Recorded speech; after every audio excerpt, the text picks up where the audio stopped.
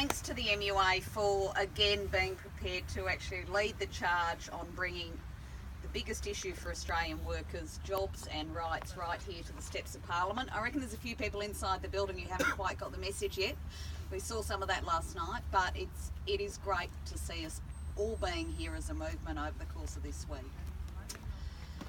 This budget does nothing to repair the damage that Tony Abbott and Malcolm Turnbull have done to public services that ordinary working people, their families, students, pensioners and people when things in their life go wrong rely on from government. They proudly said there have been $7.6 billion worth of cuts to public services since Tony Abbott took office. 7.6 billion. I don't know about you, but I wouldn't be that proud of that.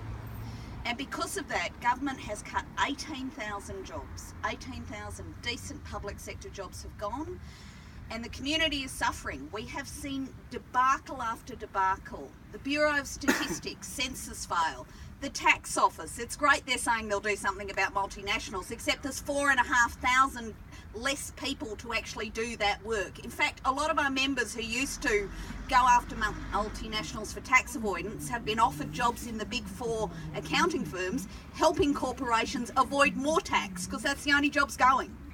So this government has seen disaster after disaster, but you've got to say the biggest one is robo-debt. 36 million calls to Centrelink Medicare and child support unanswered last year. What does the government do? Well, we've cut 5,000 jobs. We'll replace them with robots. That's going to work out so well for our community. It's been an absolute debacle. It is awful for people in the community, and it's actually awful for our members. They want to do a decent job and they can't. So what's the government's answer last night?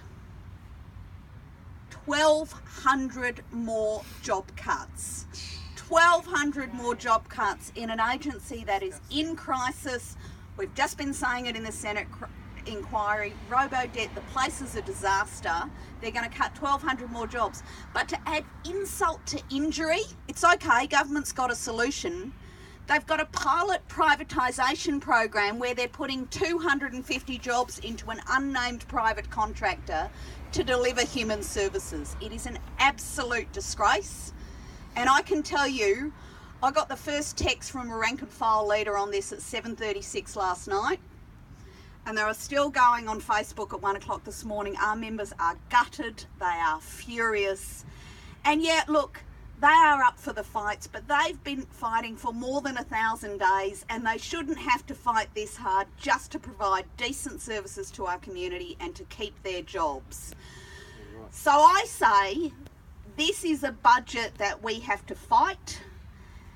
And I want to ask my comrades across, not just those here today, but right across our movement, this is the time for us to fight. So what do we do when workers are under attack? Stand up, fight back! What do we do when jobs are under attack? Stand up, fight back! What do we do when Malcolm Turnbull's the Prime Minister?